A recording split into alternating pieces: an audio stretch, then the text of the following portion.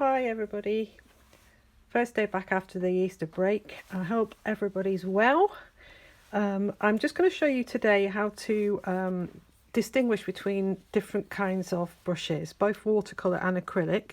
And I'm just going to show you how to and what sort of marks they make. So we're going to start first of all with the watercolour brushes, which are on this side. And I've got the names here all the way down here and the shapes of the brushes. Now you might not have all of these brushes, but you might have some of them. I don't have all of them, but I just wanted to run through each one. First of all, just the parts of a brush. So if we start with a round brush here, this is a number 6 Daler Rowney round.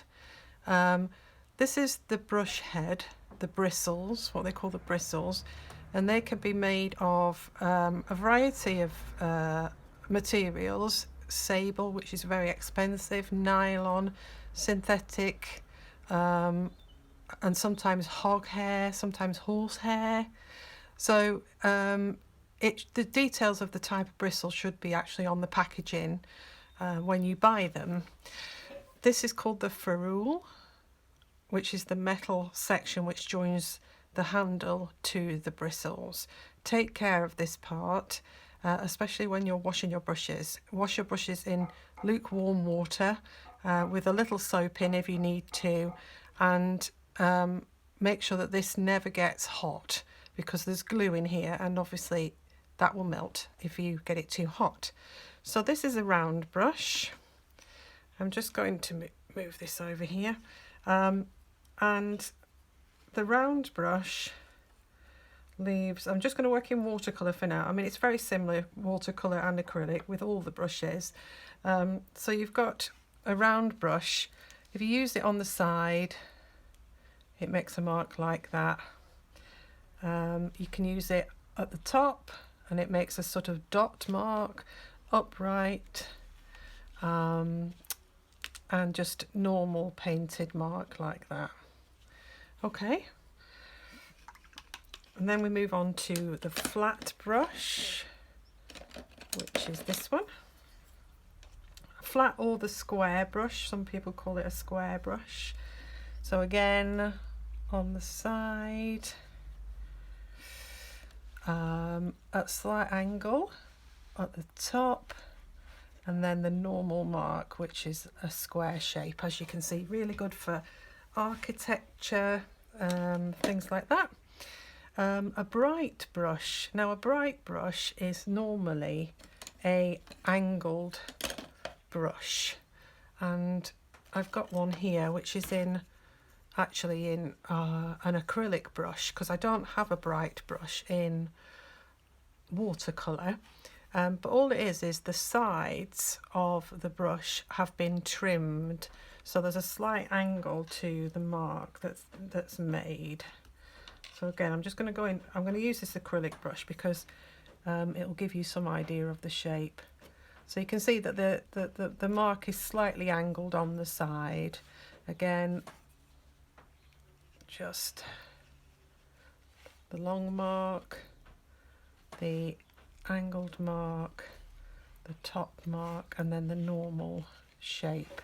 So it should be that you get like an angle on the side. A filbert. Now a filbert is sort of curved shape. Now this is an extreme filbert.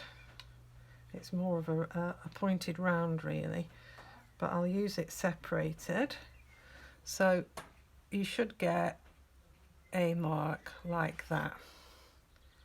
So it's rounded, more pointed than the round brush. So again, on the side, and then the top, an angle, and then the marks that come round. So it should be rounded at the top. You can see that's rounded there like that.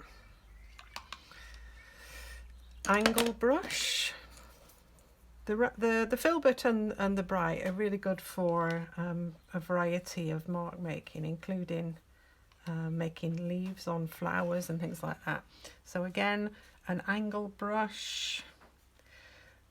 So you can see that the angle is cut into the brush so that you get an angle at the top end.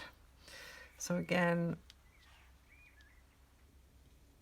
a mark like that,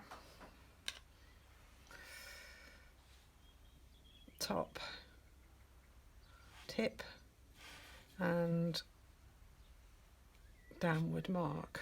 So it's just simply an angle brush. If you haven't got an angle brush or you don't want to buy one, then you can just cut up some brushes that you've got already. Mop brush. Now a mop brush just carries a lot of paint, but it does have a rounded shape. So that's your mop brush.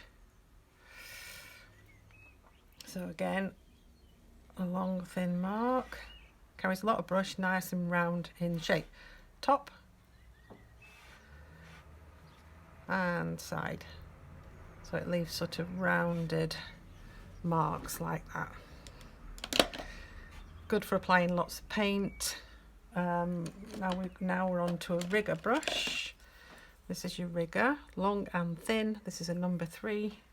This is good for grasses and all sorts of things. So fill your rigger brush up like so. Sideward mark like that. Quite nice. Tip, nice dot. Slight side mark and drag, or press down first and flick. Press down first and flick. And you can see that the pressure changes according to, so if you press down first on the tip and then press harder as you go along your mark and then lift, you get marks like that, which are really neat, obviously, for leaf shapes, wave shapes, all that sort of thing. Stippler.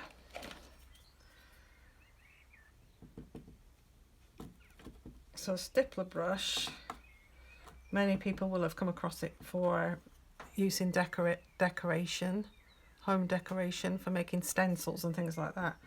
But obviously you can use this for in the main, the stippler brush is used at this angle, sort of upright, and you just sort of make dotty marks like so. Okay, you can obviously drag if you want to.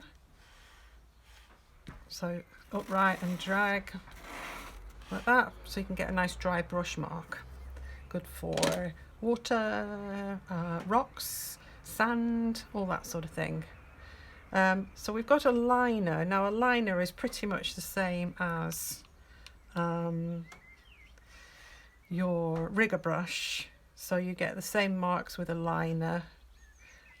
Normally these liners come in different thicknesses, so and they're made specifically for sign writing, lettering, things like that. A dagger. Now a dagger, I don't have a dagger, but a dagger is that shape. It's shaped like almost like a knife, and that again is good for leaf shapes, foliage, trees, all that sort of thing. Script. Let's see if we go script. So script normally is slightly shorter than the rigger, and we'll just give you shorter lines like that. Okay. Egbert. Now Egbert, this shape. So short and stubby, like so. Short and stubby. I'm using an acrylic brush here because I don't have one in. So good for making rounded marks, not too square, and stippling and things like that. Sumi. I don't have a sumi. Sumi is a rounded It's a bit like well, the closest is a Chinese brush.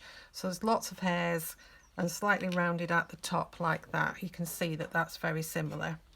So again, these sort of shapes.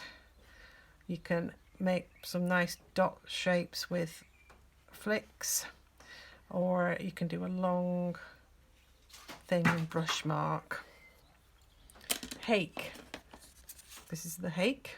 This is quite a large hake, but it's used for laying down lots of colour all at once, used for washes.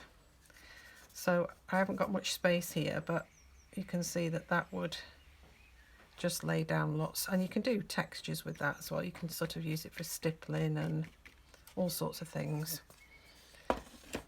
Spotter. I've got a tiny one here. I don't know whether you can see that, but it's just a detail brush really.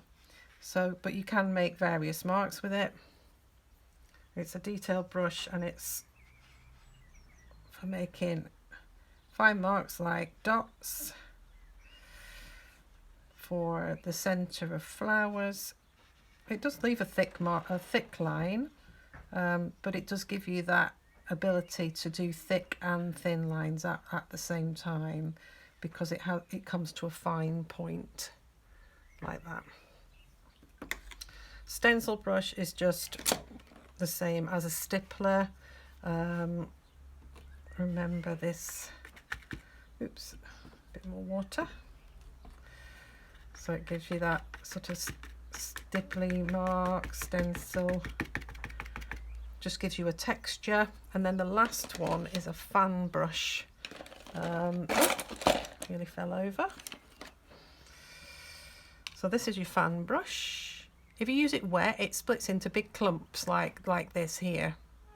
So the best thing to do is to just dry it off a little bit and then just pull it apart so that those hairs separate like that. And this is used for lots of different things. It's used for blending, it's used for line work, it's used for waves, it's used for grasses. So again, I just fill up your brush with the paint. I'm just going to demonstrate this down here. I don't know whether you can see me doing it, but you can just see that it leaves multitude of lines. And if I just do this, you can see that it sort of saves you a lot of work. So if you want to do lots of lines to make some sort of watery surface, then you can do it quickly with not too much fuss, like so. Yeah, so have a go with that. It's a really good brush, it's a fan brush. They come in all different sizes again, but like I said, the best thing to do is not to get it too wet so it doesn't clump up too much. However, if you want thick stems on plants or thick lines on waves, then obviously you can use that in clumps.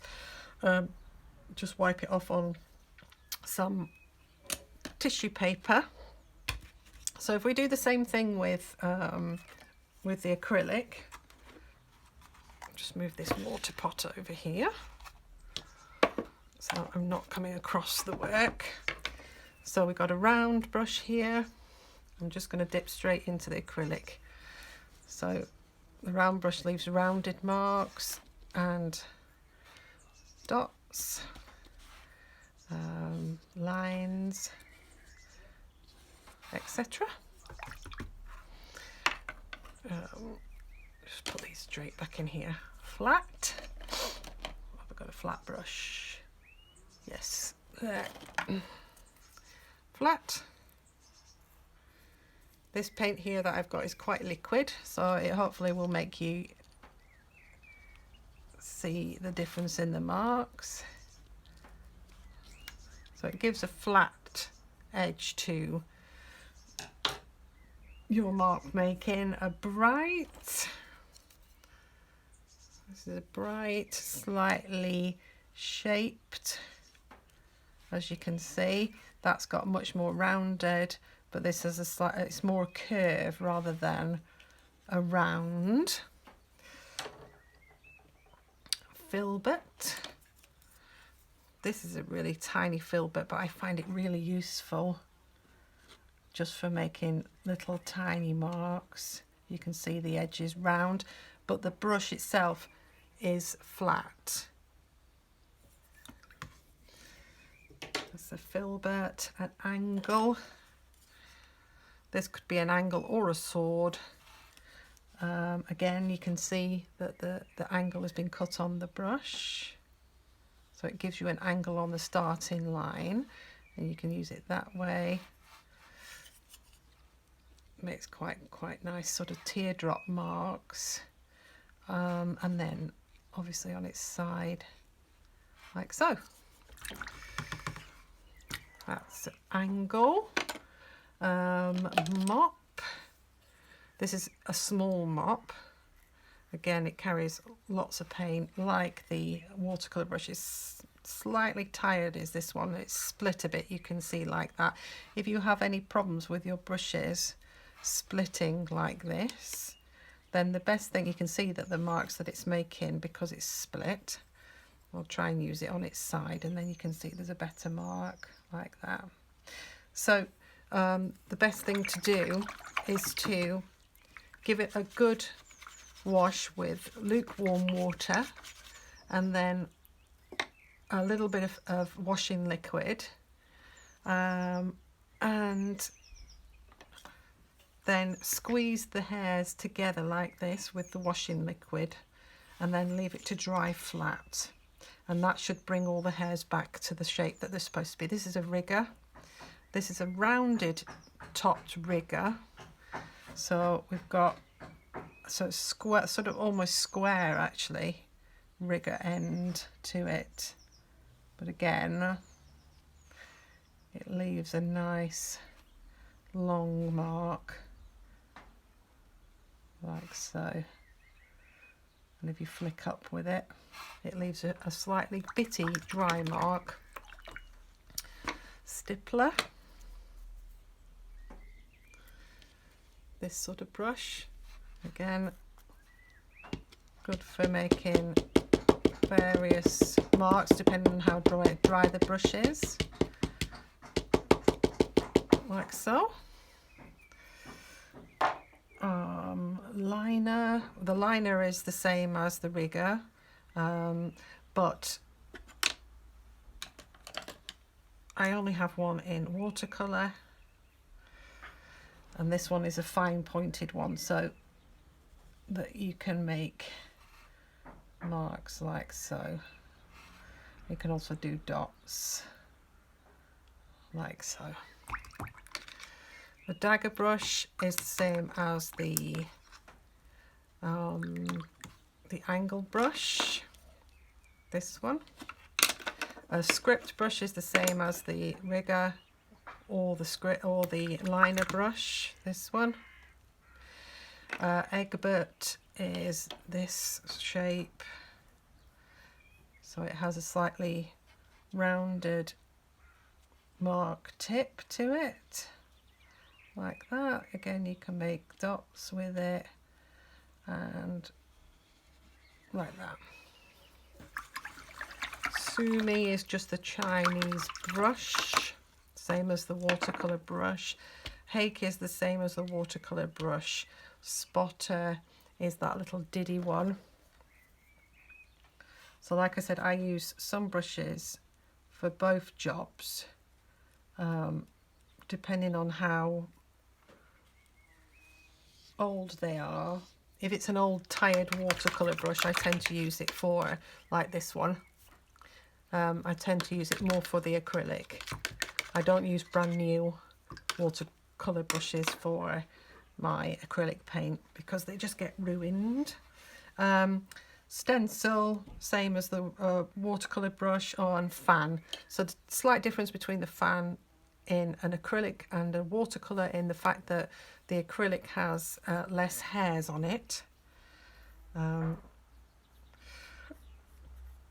So again, I just do this. Again, you're making multiple marks at once, which is really useful. Okay, so that's it. I know that there are other brushes, there are hundreds of brushes on the market. Those are the ones that I have, that I possess myself.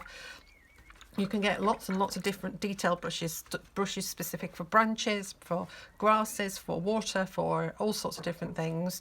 It just depends how much money you've got and how much you want to spend. Just remember that acrylic brushes tend to be long handled and light in colour, and the hairs also tend to be light in colour. Even if they're old brushes, you know, you can still tell because they're lighter in tone.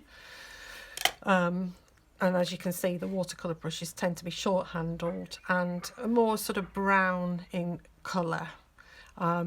But also the best way to work out if you've got a watercolour brush or an acrylic brush really is to just feel the ends of the hairs. The hairs on a watercolour brush will feel softer than the ones on an acrylic brush, which are a lot harder. And the reason that is so that it can carry the heavier paint a lot easier. If you try and carry acrylic paint with a watercolour brush, the brushes tend to sort of flop under the weight of the paint itself. Okay, I hope that has helped a little bit. I will be using all these brushes in future demonstrations, so you'll get to see what they do in more detail in other tutorials. I hope you've enjoyed watching, and please subscribe. The more subscribers I get, the more likely I am to continue with these films, and see you again soon.